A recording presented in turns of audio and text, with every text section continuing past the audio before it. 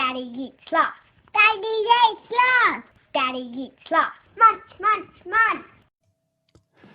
Hello and welcome to Daddy Eats Last, where we discuss the challenges of being a man in modern society and what the hell that even means. I'm Kane, and with Ryan on his fortnightly Spanish coffee date, or Spanish learnings, it's Maddie and me. How you doing, Maddie? I'm good, Kane. How are you, mate? Well, I should correct myself. Grammatically, it is, of course, Matthew and I, but yeah, I'm doing well. For the people playing out there, yes. For those very grammarous people out there. Yeah, like I've been a couple of weeks, so it's great to be back on and chatting to you. So we've had a pretty good weekend here. We set up the Christmas tree today, which is one of my favourite events of the year, getting festive. This is progressively getting earlier. Like it all used to be, everything had to be, December would be when this would all kick off. Christmas kind of leaches into the back end of July now, I think. It does. Not at our house, but yeah, whenever you hit the shops. Maybe not July, maybe August, September. But I mean, whenever I tell people that I've set up the Christmas tree in mid-November, they're always of the opinion, December 1, it's bad luck. And I figure, look, I think that was made up by mums and dads of yesteryear just to stop the kids from annoying them to set up the Christmas tree, set up the Christmas tree. I love Christmas, and I love just getting that extra few weeks because you go to a lot of effort to set up the tree. So why not get an extra couple of weeks out of it? No, that makes some sense. And I think a lot of people out there, like you're saying, it's bad luck, it's bad luck, it's bad luck. I don't think we need any more bad luck in 2020 anyway. I don't think putting the Christmas tree up early in 2019 caused COVID-19. So I'm pretty sure we can't blame you, Matthew. No, we've had enough bad luck as it is. So can't anymore, really. But no, we had the Christmas carols on in the car yesterday. We randomly went to the city. We went to a farmer's market. So we've only just opened up. So the farmer's markets are just opening up. I've been to a farmer's market for 6 months. Little fella used to love them. We used to like them, get bits and pieces and things like that. We go to this farmer's market. We've not been to this one before. We hadn't been to this one before COVID-19 hit. We walk in. I reckon we were conservative estimate. We were in there for about 13 seconds. And the little fella was one who wanted to go. So we're there for 13 seconds. And the little fella goes, I want to go to the park over there. So it's just like this dirty sort of old, like built in the 1970s sort of park, like the sort of parks that you and I would have gone to when we were kids. So not like this sort of space age state of the art parks that kids seem to have access to these days. So just a manky little park. He's like, we've been here for 13 seconds. I want to go to the park. Like madness. Kids have an uncanny knack of having a park detector. Even if you can't see the park, they've seen the park well and truly beforehand. So the funniest bit was when we were walking out. We were walking out, and this other couple walking in with a couple of kids as well, and they're not even in the park yet. And one of the kids goes to the dads, "Oh yeah, so I'm going to want to go to that park." And then we got in there. Can I ask what carols you rolled with in the car? Was it your Michael Bublé type setup or? No, we have a CD player in the car because old school, and it is a Kylie Minogue carol CD. Wow, so okay. yeah, I don't know how long ago. She's only just she's did the charts at #1 this week with her latest album. So we're just tying it all back in. I didn't even know she did that carol. I'll have to look that one up. Merry Christmas, Merry Christmas. It's never too early for carols. I've got Bublé in the car, and the kids actually pulled that out in mid-June. I let it go for a week. I'm like, come on, guys, we don't want to spoil it too early. Christmas starts in July. Let's go. That's where That's true. That's true. 1 July. Let's roll it in. Well, this week we're going to talk about kids, obviously, with Ryan not being here. It's always an opportune time to talk about some parental issues from the two parental units on the Daddy Eats Last team.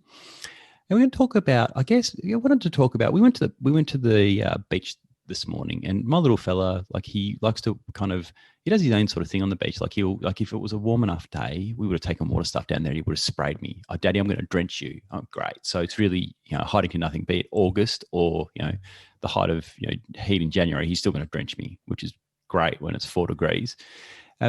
But he also dig holes. He'll go and sort of dig up the back where the trees meet the sand. And so he was doing that. And, my wife was like, "Oh, buddy, come down here. Just don't dig up there. There's all sorts of stuff up there." I'm like, he does it all the time. What do you want him to do? Just come and sit down next to you on the towel and, just admire the view. He's a kid.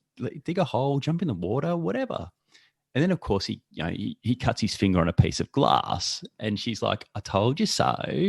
And I'm like, "Well, yeah, fair enough. You did say that something would go wrong." But I'm like, "Well, unfortunately, sometimes that's the only way kids learn stuff as well. I think, like, sometimes you have to, get a pretty superficial cut, like it's like the equivalent of a paper cut.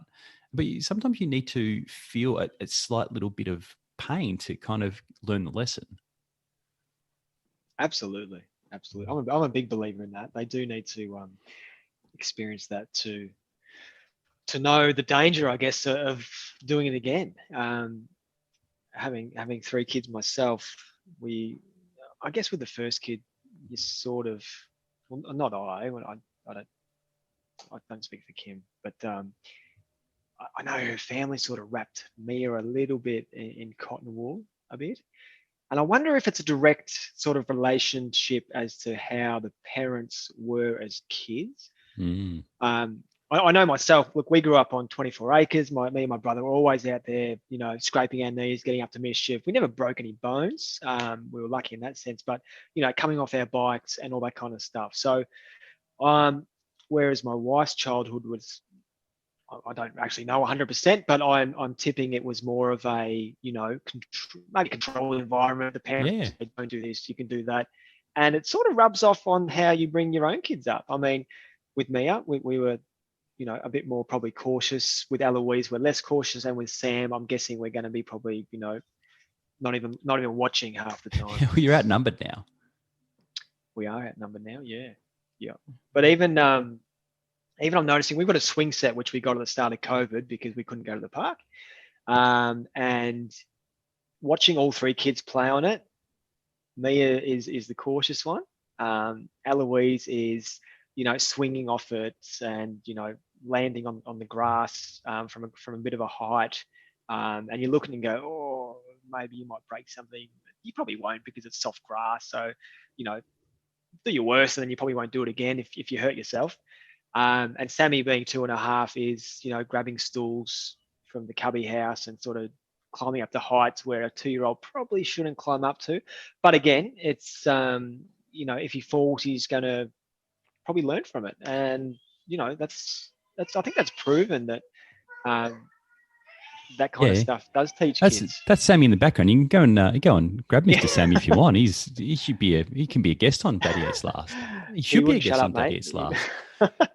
But I think it's kind of you're right. It's probably reflected in the way we were brought up as well. And I guess the kids also reflect that, how you mentioned there, they all act differently as well based on how, I guess, parented them is the right word. I think what I'm kind of getting at is, like, as a parent, I think it's great to mitigate risk, so reduce risk, so let them climb a little bit enough where, if they fall off, they're going to get a shock. It might hurt a little bit, but they're not going to, seriously hurt themselves. So it's about risk mitigation instead of, removing all of the risk in life.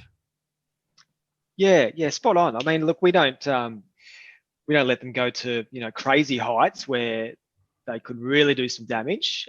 We'd sort of step in and just explain to them, look, this is a bit, above where you should be, because the ramifications if you do fall here are probably pretty severe.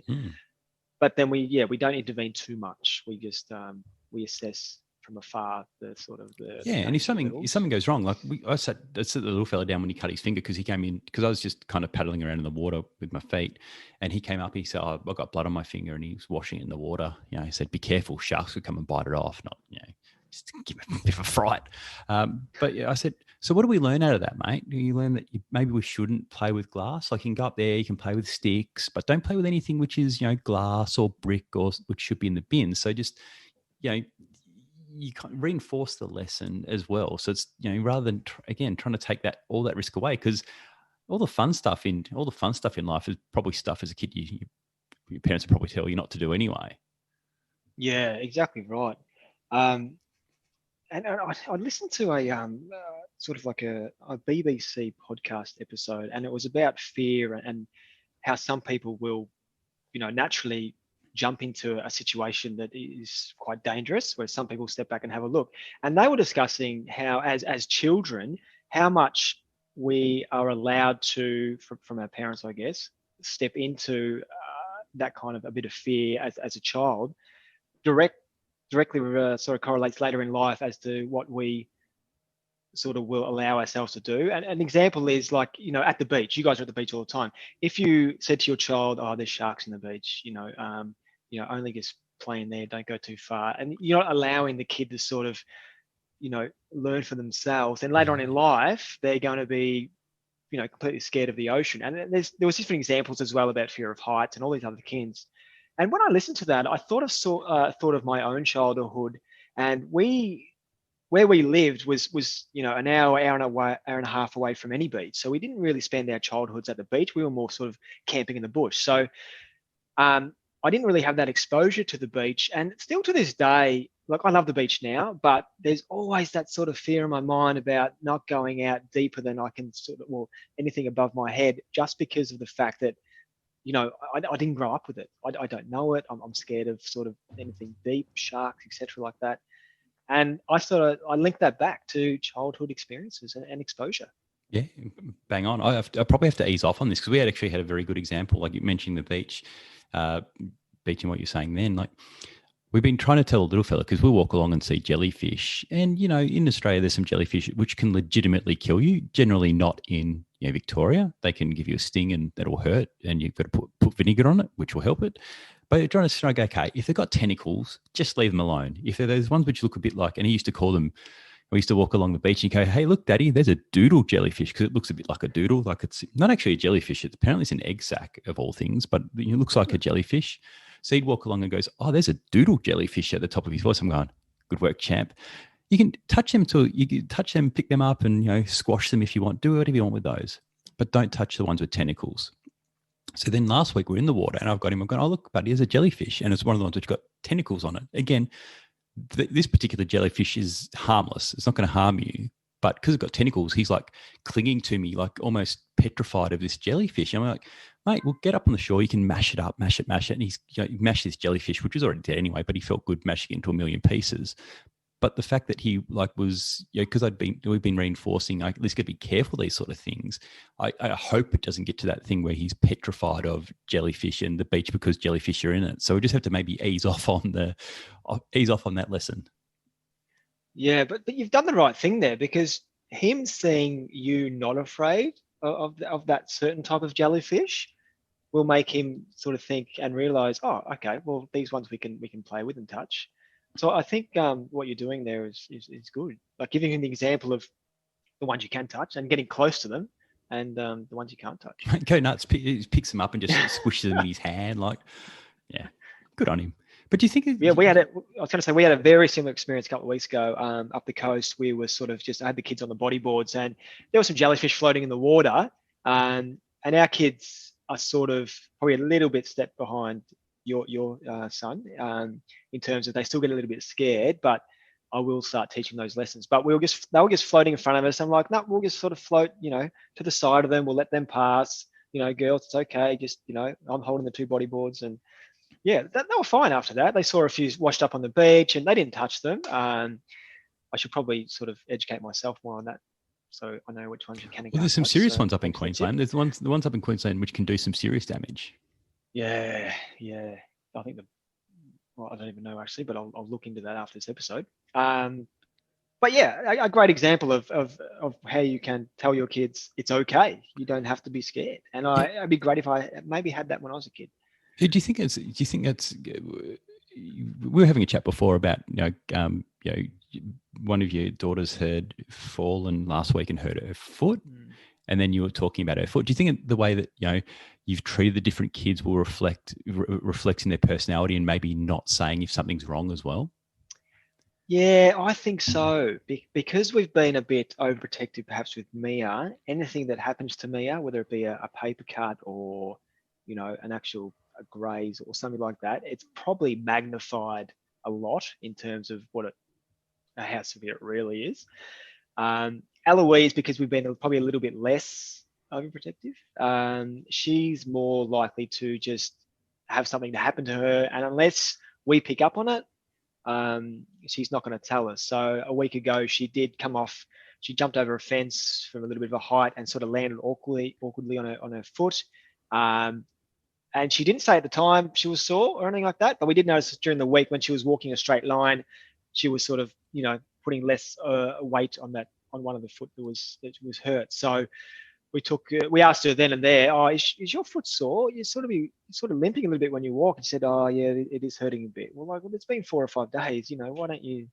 You need to tell mum and dad if you're in pain. And then again today, she had an X-ray yesterday. Everything was fine, just a bit of soft tissue injury. But then today she had a temperature which we picked up on, probably 12 o'clock, and we asked her, "Oh, how long? What's wrong? You got a sore tummy?" Or she goes, "Oh, yeah, I'm not feeling too well. I got a bit of sore tummy." How long has that been going on for? "Oh, probably this morning when I, after I just woke up." I'm like, "Oh, well, you got to tell us, darling. Otherwise, we're not going to know." So again, I think that's probably because we didn't really make much of a fuss if these things happened to Eloise in the past growing up. So maybe she thinks, well, it's no big deal. I don't really need to say anything up. So going to the third child, we're probably going to have to go back to maybe not overprotective, but more protective than we were with Eloise, less than Mia, I think. Yeah, it's probably that middle ground, isn't it? It's just middle ground. Rather than being that, I say, helicopter is a term that people seem to use, that helicopter sort of parent of like, "Oh, it's okay, don't climb that because you might fall. Don't do that because that might happen." Versus, "Hey, just you put your finger in the toaster, it'll be fine, man." Like somewhere in the middle is probably it's probably the happy medium as usual, but maybe it's slightly more towards the less bubble like life side. And it's hard to find that line as parents, because you might have, one of the parents, at this sort of level of protectiveness, and the other side is way down here perhaps. So finding that middle ground and allowing them to learn at the same time is a tricky task. I think that's a hard bit, because that's probably the situation that myself and my wife have. We're coming in from almost completely different directions. I'm not like laissez-faire, put your finger in the toaster champ sort of side of things, but I'm like, mate, if you want to climb up and grab that off the bench, off the chair to grab a piece of toaster, you put your whatever you're putting on it, your cream cheese on it, go nuts. What's going to happen? Nothing's going to happen. But she'd be a little bit more, sort of scenario. So it's hard because that's sending mixed messages to the kid. So that consistency, I think, is really important, because otherwise the kid doesn't know what's right or what's wrong. So we need to really work on that, especially with regards to sort of some things. But I kind of think it's like, again, it's just managing the risk. So allowing the kid to be able to take some risks in things which are not going to cause any serious issue, versus, some things you just can't do. Yeah, like the finger in the toaster. Yeah. Never right. Yeah. Never okay. Parents out there, don't let your kids put their finger in the toaster. Licking a knife as well is another one, perhaps. Yeah. Yeah, so but sort of a byproduct of this is going to be, I think, Kane, letting your kids do a task, and when you step in to take over that task. I'm a big one of always, and I don't want to digress too much, but always taking over from Mia when she's doing something to just get the task done, whereas I really need to step back and just let her do it. If she fails, doesn't matter. She's learning. Just constructive criticism on that kind of thing. But again, that's the whole letting them learn for themselves. Yeah, and it's funny, my wife's listening to us record this, so she just texted me and said, "Funny thing is, you are so strict on some things with the little fella." That's true. Some things I'm really strict with him on, like the way he talks to people, and being polite and trying to do stuff himself rather than relying on other people to do this sort of thing. So I'm quite strict in some things, but on other areas which I don't. Yeah, I'm not strict on, I guess. But again, there's that fine line, isn't it? Because you need to be strict on, I believe, manners and how we allow our kids to talk to people, because they need to learn that straight away from an early age. That's not something that they can just learn by themselves as they go along. They're like falling off a fence or something like that. We need to step in to educate them. Honestly, the way he talks to me and my wife. Sometimes I'm like, wow, dude, you really, and I correct him every time, mate. You can't talk to blah like that. You can't talk to blah like that. You can't talk to blah like that. Because like you say, you kind of have to drum that in now, because man, I've seen some of the way that, my wife and her mum talk to each other. I'm like, oh, I can't imagine talking to my mum like that. It's just again, it's that sort of different way that people have been brought up, where some things are kind of a bit more normalized, where some things are not normalized, and everyone's different. I think it's it's amazing that everyone's different. But when people have completely different backgrounds and have been raised different ways, I guess the really hard confronting part about parenting. Yes, absolutely. Unless you got to try and find a common ground somewhere, but yeah, manners definitely need to be taught. Manners are non-negotiable. There's no Yep. there's no excuse to be like being rude to somebody when you don't have to be rude to somebody. No, exactly right. But yeah, parenting it's Tough gig. It's a hard job. Mm. Speaking of jobs, we haven't touched on this. It might be something we'll delve into in a longer episode. How's working with your wife going? Really good. Really good. She hasn't fired me yet, so that must mean I'm doing something right. Look, I'm working Wednesday, Thursday, Fridays at the moment because Monday I have Eloise, Tuesday I have Samuel. So I'm lucky enough to be able to spend some time with them each week. But the Wednesday, Thursday, I sit next to Kim in the office. On the Friday, we have another lady here who works as well. So she takes my spot and I just move out to the kitchen and set up desks there. But no, it's going really well. We're better than I thought it would be. And I'm looking forward to getting 4 days next week as Eloise will start school. So happy days. Have you started planning your Mick Tie Inc. Work Christmas party? Because you used to be a Christmas, you used to have an elite partying rationale at the Christmas parties I used to go to with you. You were Mr. Party. Yes, I used to love organising Christmas parties and drinking at Christmas parties and being merry at Christmas parties. Look, it's a bit different when there's two people, maybe a third if the other lady comes along, but a bit more low key, I think. But given the fact that school finishes on the 4th of December, that might be our wind up day, I think. So 4th of December? Yeah, it's very early, very early. So wow, when do they go back? Oh, look, I think they go back end of January, very early February, I think. Jesus, that's like a lockdown. Yeah, it's like punishment. Yeah, it is. It's the Catholic school system up here. So we always go for a few days away the first week of that holidays because all the other schools are still going. So they call it Catholic week. So Catholic week. It's less busy at the hotels and resorts and things like that, which is nice.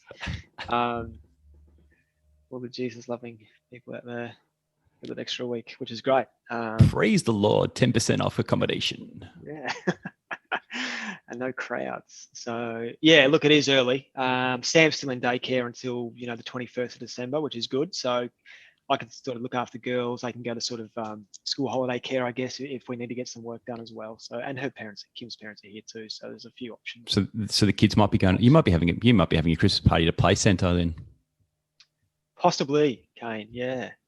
I mean, I've always worked up until with jobs outside of working with Kim. The 21st, 22nd, 23rd. That's all I've known. So I think I'll be probably a bit bored, to be honest. I'm sure you find that much time off. I'm sure you find something to do. Jobs. We started the episode with Christmas, and I think ending it on Christmas is a good place to end. So that wraps up for this week. Remember to subscribe to Daddy Eats Last on iTunes if you haven't done already. And while you're there, please leave a review. Also, tell your mates about the podcast, especially if they are guys. And most of all, thanks for listening. And we'll be back next week with another present, which is Daddy Eats Last. How's that for a dad joke? Catch you next week. Bye-bye. Bye-bye.